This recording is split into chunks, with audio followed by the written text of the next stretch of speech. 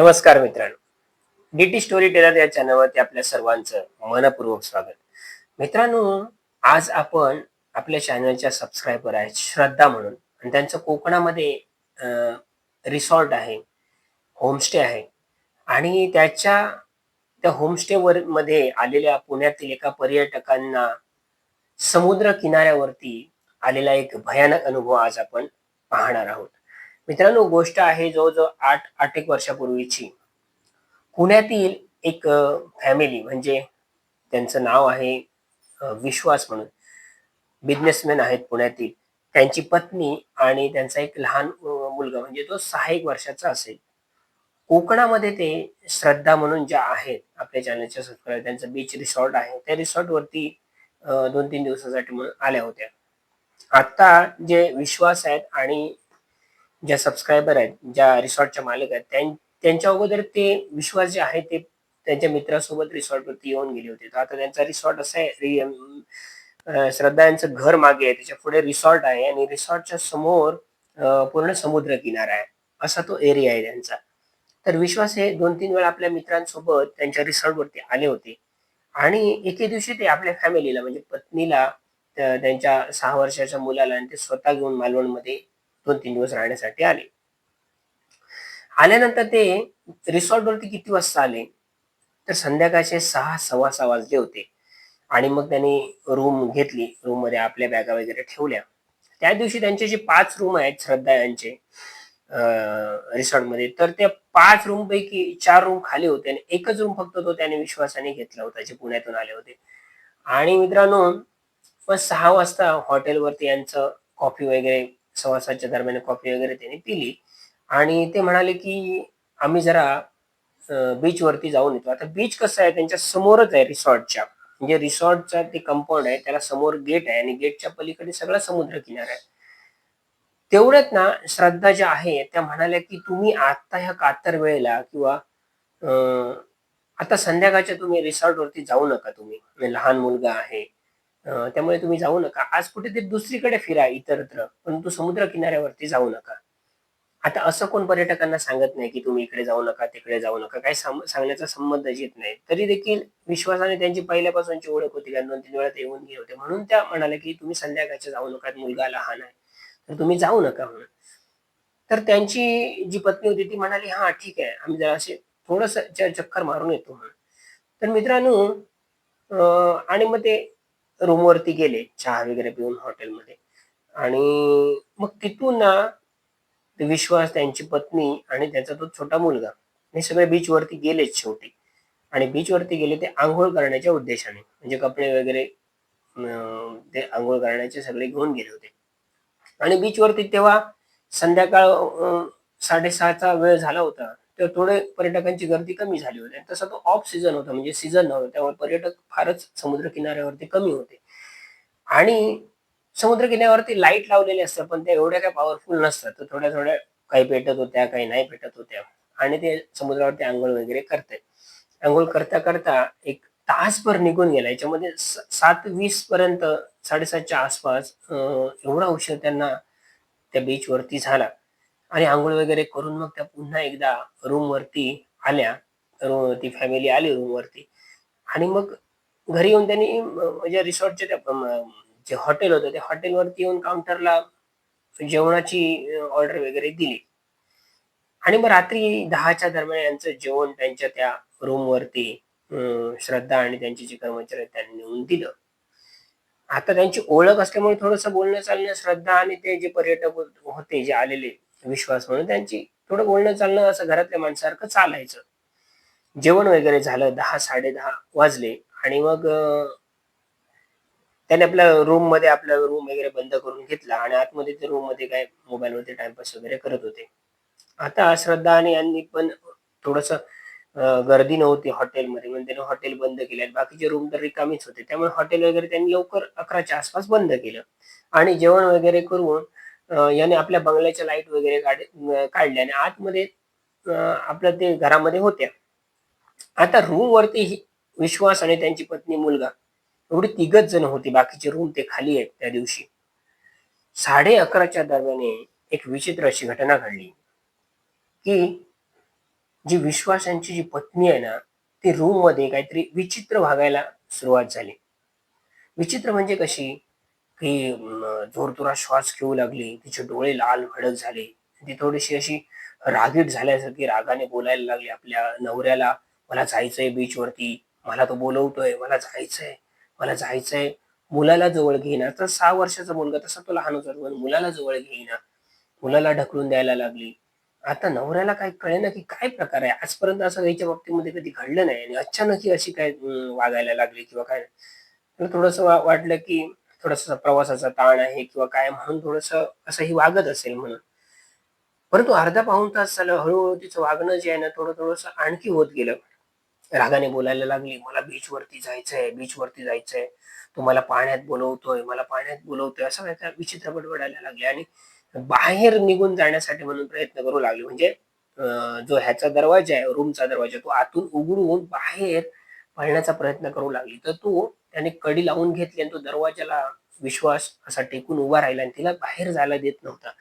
तर ती जोर-जोर त्याला मारण्याचा प्रयत्न करत होती, त्याला ढकलण्याचा प्रयत्न करत होती, जेणेकरून दार उघडून आपल्याला बाहेर जाता येईल. आता हा विचित्र प्रकार पाहून आता विश्वास देखील घाबरले. ते म्हणाले, "हा काहीतरी विचित्र प्रकार आहे. आता काय करायचं? कोणाला सांगायचं?" आणि आजपर्यंत असं त्यांच्या बाबतीमध्ये, पत्नीच्या बाबतीमध्ये असं कधी घडलं नव्हतं. त्यांच्यासाठी ती नवीन गोष्ट होती त्यात. त्यामुळे त्यांना देखील कळेना, की नक्की हा काय प्रकार आहे? हिला बरं नाहीये किंवा कसला हा आजार आहे किंवा बाकी काय आहे हे त्यांना काहीच नव्हतं. कारण कोकणामध्ये ते बऱ्याच वेळा आले होते, पण असा काही प्रकार त्यांच्या बाबतीमध्ये कधी घडला नव्हता. आता 12च्या दरम्यान आहे ती खूपच अग्रेसिव्ह झाली आणि जोरजोरात ओरडायला लागली आणि जोरजोरात म्हणायला लागली, "मला तो पाण्यात बोलवतोय, मला सोडा, मला जायचंय, सोडा, नाहीतर मी तुझ्या नरडीचा घोट घेईन." असं ती पतीला सांगायला लागली आणि तिच्या अंगामध्ये एवढी ताकद आली ना मित्रांनो, की त्यांना ती ऐकेना. ती अशी सडपातळ असलेली बाई आपल्या पतीला ऐकेना ती म्हणजे तिच्यात ताकद अशी 4 माणसांची ताकद आली एखाद्या जनावराप्रमाणे आणि ती ढकलून द्यायला लागली आणि तो दरवाजा उघडून बाहेर पळून जाण्याचा प्रयत्न करत होती. आता ह्यांना काही कळेना विश्वासला की काय करायचं? त्यांनी श्रद्धा आणि त्यांचे मिस्टर आहेत म्हणजे जे हॉटेल रिसॉर्टचे मालक आहेत त्यांना फोन लावला आणि म्हणाले, की "ताई" आता तोपर्यंत 12:15 वाजले होते मित्रांनो. ते म्हणाले, की "ताई असा-असा प्रॉब्लेम झालाय. माझी पत्नी अचानक अशी काहीतरी विचित्र वेडी वाकडी वागू लागली आणि तिच्या अंगात काहीतरी भलतीच ताकद आली आणि ती अ, मला सांगते, की तुझ्या नरडीचा घोडकिनार मला समुद्रावरती तो बोलवतोय, मला पाण्यात जायचंय म्हणून." आता श्रद्धा ह्यांना थोड्याशा काही गोष्टी क्लिक झाल्या, की ह्या कातर वेळेला त्या समुद्रावरती गेल्या होत्या, त्या अंघोळीसाठी तर गेल्या नव्हत्या ना. आणि त्यांनी अगोदर कल्पना दिली होती, की आत्ता कातर वेळ आहे किंवा संध्याकाळ झाली, आता तुम्ही जाऊ नका, उद्या जा म्हणून. तरी देखील त्या गेल्या होत्या. श्रद्धा यांनी विश्वासला विचारलं, की "तुम्ही अंघोळीला गेलेलात का समुद्र किनाऱ्यावर?" ते म्हणाले, "हो, तुम्ही सांगितलेलं जाऊ नका." तरी पण बायको हट्ट करू लागली, जाऊया म्हणून सांगू लागली. म्हणून आम्ही गेलो होतो. अंघोळ वगैरे केली आणि 7:20 7:30च्या दरम्यान आलो म्हणून रूमवरती. तर श्रद्धा यांच्या थोडंसं त्या गोष्टी लक्षामध्ये आल्या, की काहीतरी थोडीशी यांना निगेटिव्ह शक्तीचा निगेटिव्ह शक्तीची बाधा झालेली आहे किंवा काहीतरी झालेली आहे. कारण अशी अग्रेसिव्ह कोण होणार नाही म्हणून.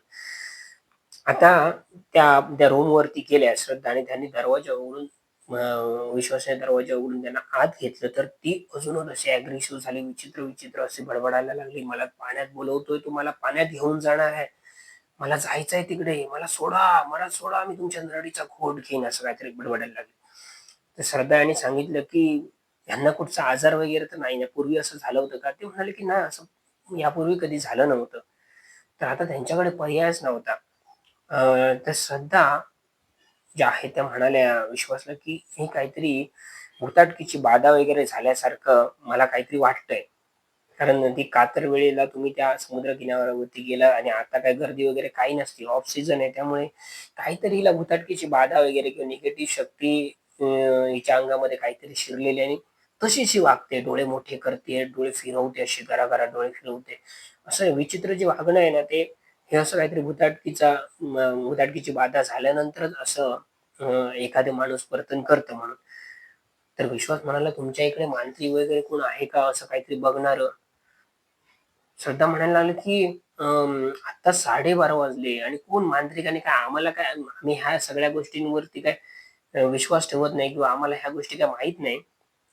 किंवा याची आपल्याला काय तशी काय सखोल अशी माहिती नाही. त्यामुळे मांत्रिकांचे नंबर वगैरे किंवा कुठे मांत्रिक असतात ते देखील आपल्याला काय माहीत नाही. आता विश्वास म्हणायला लागला, आता करायचं काय? अजूनच अग्रेसिव्ह व्हायला लागली. त्या रूममधल्या काही ज्या वस्तू होत्या त्या आदळआपट करू लागली. आता श्रद्धा ज्या आपल्या मिस्टरांना म्हणाल्या, की "हो तुम्ही जाऊन ना, कोणतरी असं जुनी जाणती व्यक्ती असते ना, त्यांना ह्या अशा गोष्टींची कल्पना असते. तर तुमच्या ओळखीच्यातलं कोण असेल तर तुम्ही त्यांना फोन लावून विचारा, असं-असं झालं आता काय करायचं म्हणून." तर ते म्हणायला लागले, की "आता वाजले 12:30 पावणे आणि आता एवढ्या रात्री कोणाला फोन लावला आणि काय विचारणार? लोकं म्हणतील काय? किंवा कोणाला कसा एवढ्या रात्री फोन लावायचा?" आता त्यांना काहीच सुचेना. आणि हे विश्वास बाहेर आला. त्यानंतर श्रद्धा, त्यांची पत्नी, त्याचे पती वगैरे बाहेर आले. त्यांनी गप्पा गोष्टी चालतात. तेवढ्या त्या बाईने आतमधून जी कडी होती ती कडी उघडली आणि ती बाहेर पळाली. बाहेर पळाली आणि तो जो कंपाउंड होता ना, त्या कंपाउंडला गेट लावला होता ना, तो गेट न उघडता ती रात्री पावणे 1च्या दरम्यान ती बाई धावत-धावत म्हणजे त्यांची पत्नी धावत-धावत गेली. ती गेटवरती चढली. गेट नाही म्हटलं तर 7 ते 8 फुटाचा तो गेट होता. तो गेट न उघडता ती गेटच्या वरून तिने पलीकडे समुद्र किनाऱ्याच्या तिकडे उडी मारली. आता विश्वास, त्याच्यानंतर श्रद्धा, त्यांचे पती हे सगळे धावतायत. त्यांना सांगतात, "थांबा, थांबा, थांबा. तू समुद्रकिनारी जाऊ नको, जाऊ नको." आणि तिने ती उडी गेटच्या तिकडून उडी मारली आणि ती धावत सुटली आणि एका क्षणी ती अचानक अशी काहीतरी ठेच लागते ना, तशी ठेच लागली आणि समुद्राच्या किनाऱ्यावरती असते त्या वाळूमध्ये पडली. आणि हे गेट उघडतायत. आता गेटला कसं त्यांनी लॉक लावलेलं होतं. त्यामुळे ते लवकर घरी जाऊन बंगल्यावरती जाऊन चावी आणेपर्यंत थोडासा वेळ गेला. म्हणजे एक 4-5 मिनिटं तरी त्याच्यामध्ये गेली. त्या 4-5 मिनिटामध्ये मित्रांनो, त्या आजूबाजूच्या लाईटच्या प्रकाशामध्ये विश्वासाची पत्नी जी समुद्रकिनारी पडलेली ना, तिला असं कोणतरी हाताला धरून ओढत त्या वाळूतून नेतंय असं दिसायला लागलं. म्हणजे माणूस कोण दिसत नव्हता.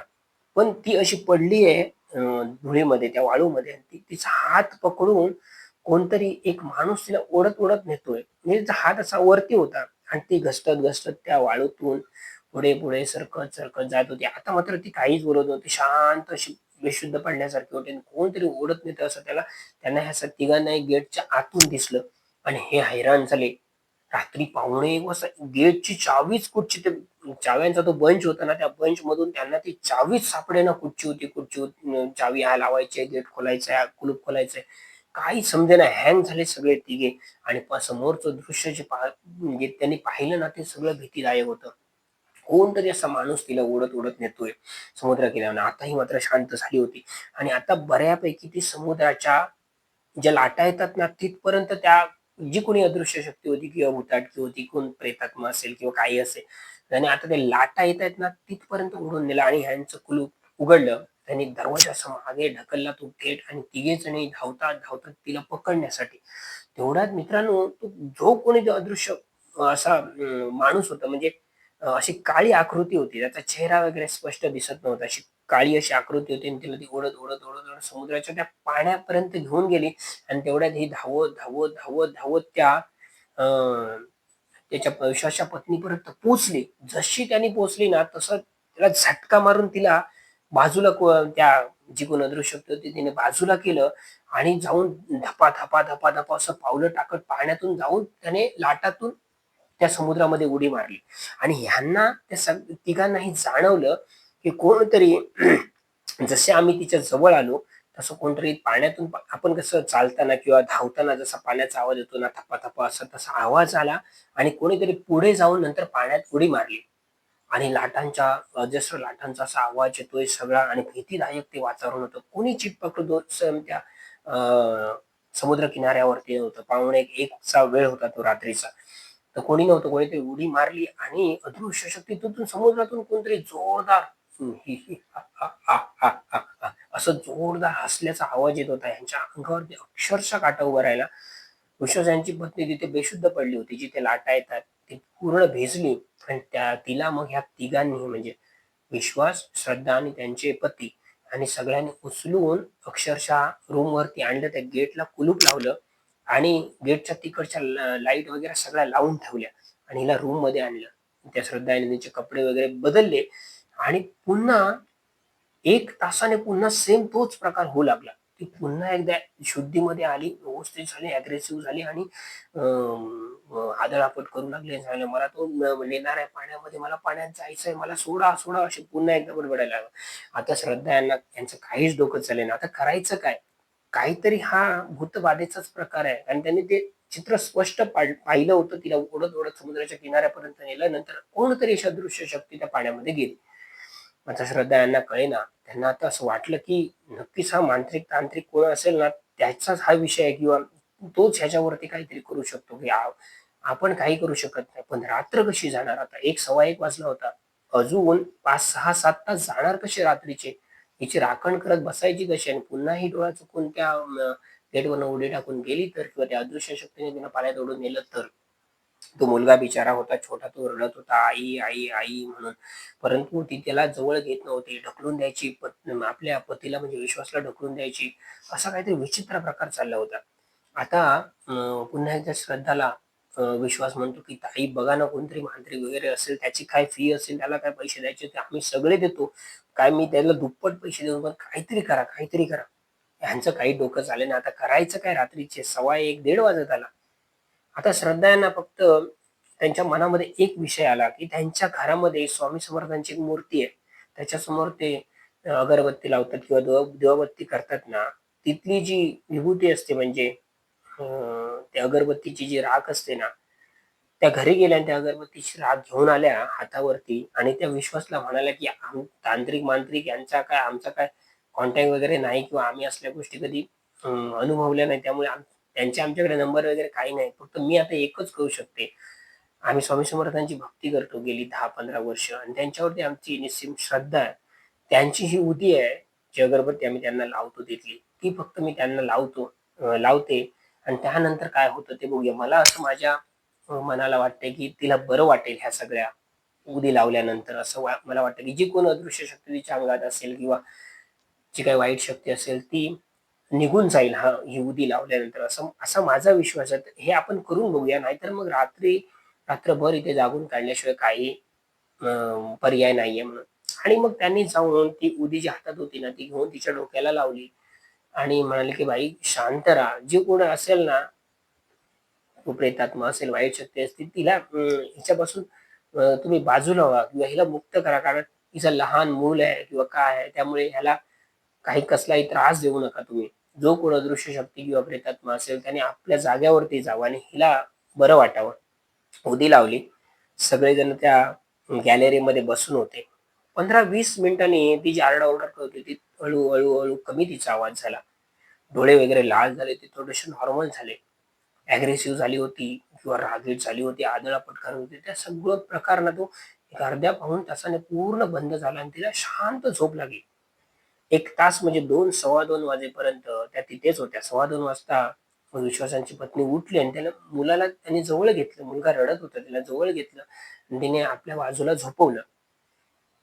2:30 पावणे 3 पर्यंत श्रद्धा त्यांची पत्नी विश्वास बाहेर व्हरांड्यामध्ये बसून होते त्या गॅलरीमध्ये आणि त्यानंतर मग ते विश्वासाच्या पत्नीला आराम पडला. ती झोपली. त्यानंतर मग हे सगळे घरी आले. विश्वास मग आपल्या रूममध्ये त्या जाऊन झोपला. ती रात्र गेली. दुसऱ्या दिवशी ही चर्चा त्या सगळ्या श्रद्धा, त्यांचे पती आणि विश्वास आणि ह्यांच्यामध्ये झाली, की नक्की काय प्रकार घडला हा? नक्की म्हणजे काय घडलं काही समजायला मार्ग नव्हता. असा प्रकार कधी अनुभवला नव्हता. श्रद्धा याने देखील, विश्वासने त्या ह्याने कोणीच असा प्रकार कधी आजपर्यंत कधी अनुभवला नव्हता. असा विचित्र प्रकार घडला होता. त्या तिने गेटवरनं उडी मारणं, तिथून त्या कोणतरी अदृश्य शक्तीने तिला ओढत त्या पाण्यापर्यंत नेणं. नंतर मग हे धावत गेलं तर पाण्यात उडी मारून ती अदृश्य शक्ती गायब झाली. तिने पाण्यात उडी मारली. हा विचित्र असा एक अनुभव त्यांना आला होता. परंतु त्या स्वामी समर्थांच्या त्या उदीने मात्र काम केलं आणि त्यानंतर तिला पूर्णतः बरं वाटलं. दुसऱ्या दिवशी मात्र ती पूर्णतः नॉर्मल होती. म्हणजे रात्री जे काही घडलं ना तिच्या बाबतीमध्ये, याची कोणतीही कल्पना विश्वासाच्या पत्नीला नव्हती. म्हणजे काही काल घडलंच नाही, अशा प्रकारे ती वावरत होती आणि तिला ते माहीत देखील नव्हतं. परंतु विश्वासाने मात्र कोकणातील ह्या सगळ्या भुताटकीचा, प्रेतात्म्याचा, वाईट शक्तीचा, निगेटिव्ह शक्तीचा मात्र अनुभव घेतला होता. तर मित्रांनो, श्रद्धा यांनी त्यांना येता क्षणी सांगितलं होतं 6-6:30ला, तुम्ही आता समुद्रावरती जाऊ नका, कातर वेळ आहे, मुलगा लहान आहे, तुम्ही जाऊ नका म्हणून. तरी देखील त्या गेल्या होत्या. आणि अशा वेळी कातर वेळेला जी भूत पिशाच असतं ना, ते थोडंफार ऍक्टिव्ह होतं. म्हणजे भर दुपारी 12 वाजल्यापासून 1 वाजेपर्यंत, 2 वाजेपर्यंत. संध्याकाळी कातर वेळ म्हणजे 6 ते 7 चा जो आहे वेळ आहे, ती कातर वेळ म्हटली जाते. त्या कातर वेळेला अशा शक्ती पॉवरफुल असतात.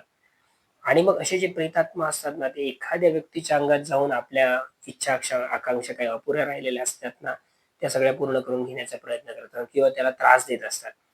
तर बऱ्याच वर्षापूर्वी ना, म्हणजे एक 20 एक वर्षापूर्वी तिथे एका खलाशाचं म्हणजे मासेमारी करण्यासाठी खलाशी गेले होते पाण्यामध्ये. त्याची बोट उलटली आणि त्याच्यातला एक जो खलाशी आहे ना, तो त्याच्यामध्ये मरण पावला होता आणि त्याचं प्रेत वाहत, वाहत ना त्या समोरच्या समुद्र किनाऱ्याच्या तिकडे येऊन अडकलं होतं, म्हणजे लागलं होतं किनाऱ्याला. आणि तो जो खलाशी होता, त्याचा जो प्रेतात्मा होता किंवा ती जी भुताटकी होती ना, ती मग अशी कधीतरी कातर वेळेला, भर दुपारी अशी ती विचित्र अशी काळीकुट्ट आकृती अशी फिरताना, कधी अशी पाण्यात उडी मारताना, पाण्यातून अशी वरती येताना अशी बऱ्याच लोकांना दिसायची. अशी कधी-कधी दिसायची. आता नेहमी दिसायची नाही. कधीतरी अशी एक 4-5 महिन्यांनी, 5-6 महिन्यांनी असं कोणतरी सांगायचं, की कोणतरी त्या गेटच्या समोरून तिकडे धावत गेलं किंवा कोणीतरी आम्ही तिकडे गेटच्या तिकडे बसलेलो असताना पाण्यात कोणीतरी उडी मारली असा आवाज आहे, असे पर्यटक सांगायचे. आजूबाजूचे लोक देखील सांगायचे असं तेवढ्या त्या एरियामध्ये तो कोणतरी दिसतो असा काळाकुट्ट असा व्यक्ती आहे म्हणून. तर कदाचित ना त्याचा जो प्रेतात्मा असेल, त्याच्या तो त्या समुद्र किनाऱ्यावरती जो बुडून त्याचं प्रेत जे आलं होतं ते किनाऱ्याला लागलं होतं, त्याचा कदाचित प्रेतात्मा असेल आणि त्याची बाधा ह्या विश्वासांच्या पत्नीला झाली असेल. कारण कातरवेळ हे सगळं जुळून आलं होतं आणि त्या कातरवेळेला त्या प्रेतात्म्याची बाधा तिला झाली आणि म्हणून हा रात्री हे सगळं नाटक घडलं होतं. तर मित्रांनो, विश्वासाने मग तो त्याच्यातून धडा घेतला होता, की कातर वेळेला भर दुपारी समुद्रकिनारी जेव्हा जास्त वर्दळ नसते तेव्हा हां, जेव्हा जास्त वर्दळ असेल, त्या ठिकाणी असे भूत, प्रेत, प्रेतात्मा, निगेटिव्ह शक्ती तसा वावर करत नाही किंवा कोणाला त्रास देत नाही. परंतु जर माणसं थोडी-थोडकी असतील आणि आजूबाजूला शांतता असेल किंवा गजबजाट नसेल, तर अशा ठिकाणी अशा ज्या वाईट शक्ती आहेत, त्या मात्र ॲक्टिव्ह असतात. तर विश्वास यांना ते पुण्यातले व्यावसायिक आहेत, त्यांना हा जो अनुभव आला होता, तो श्रद्धा यांनी मला सांगितला होता. तो तसाच याचा मी तुम्हाला सांगण्याचा प्रयत्न केलेला आहे. हा अनुभव तुम्हाला कसा वाटला? असे तुमच्याकडे काही अनुभव असेल तर कमेंट बॉक्समध्ये कमेंट करून सांगा. चॅनलवर जोडलेले राहा. चॅनल सर्वांपर्यंत शेअर करा. कथा कशी वाटली कमेंट करून सांगा. कथेला लाईक करा आणि मित्रांनो, नेहमी असाच सपोर्ट करत राहा. मी दिलीप आजपर्यंत या ठिकाणी आपल्या सर्वांची मनापासून रजा घेतो आणि थांबतो. धन्यवाद.